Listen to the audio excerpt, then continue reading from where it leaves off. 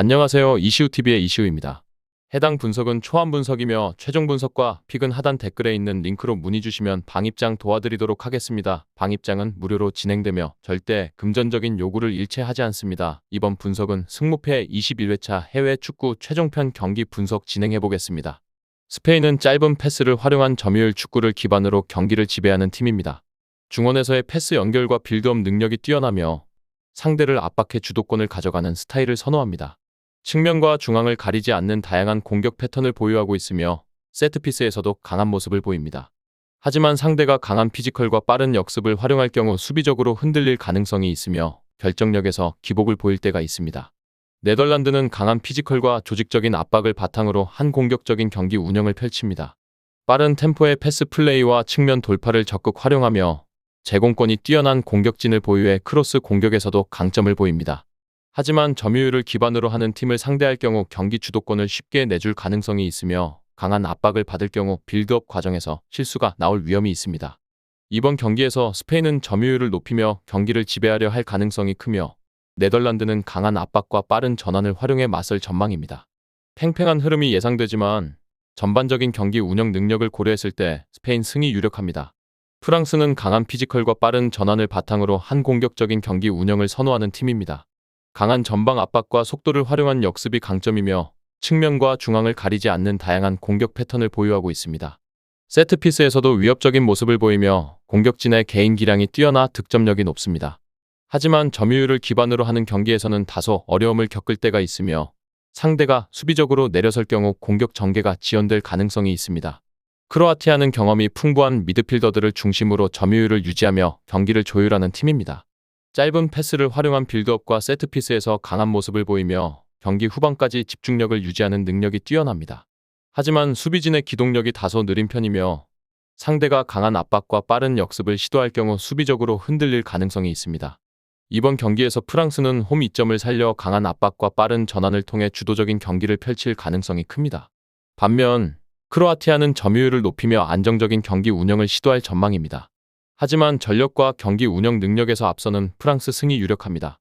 이 외에도 다른 축구 분석과 농구 분석 및 종합픽이 궁금하시다면 하단 고정 댓글 링크로 문의 주세요.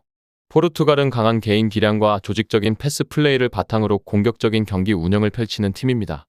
점유율을 기반으로 경기를 주도하며 빠른 템포의 패스 연결과 측면 공격을 적극 활용합니다. 특히 세트피스와 중거리 슛에서도 위협적인 모습을 보이며 공격진의 결정력이 뛰어납니다. 하지만 상대가 강한 압박을 시도할 경우 빌드업 과정에서 실수가 발생할 가능성이 있으며 수비적으로 뒷공간이 노출될 위험이 있습니다. 덴마크는 탄탄한 수비 조직력과 강한 피지컬을 바탕으로 한 실리적인 경기 운영을 선호하는 팀입니다.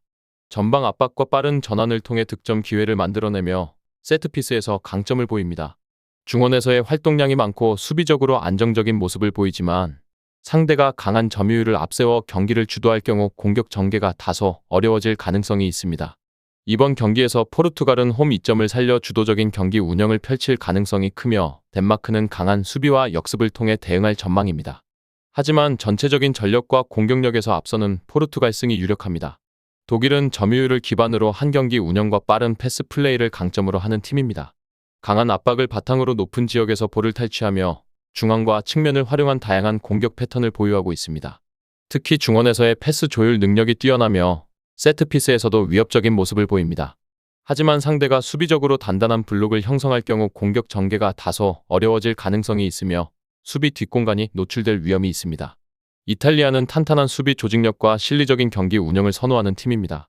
강한 수비 블록을 형성해 실점을 최소화하며 역습과 세트피스를 활용한 공격이 효과적인 전술입니다.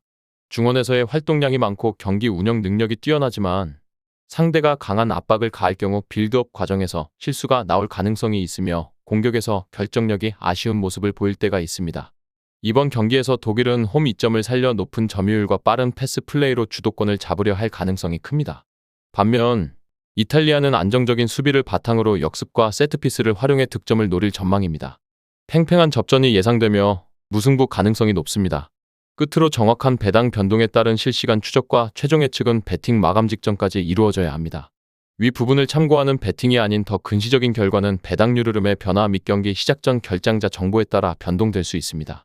함께 배팅으로 더 효율적인 승률을 만들고자 만들어낸 채널입니다.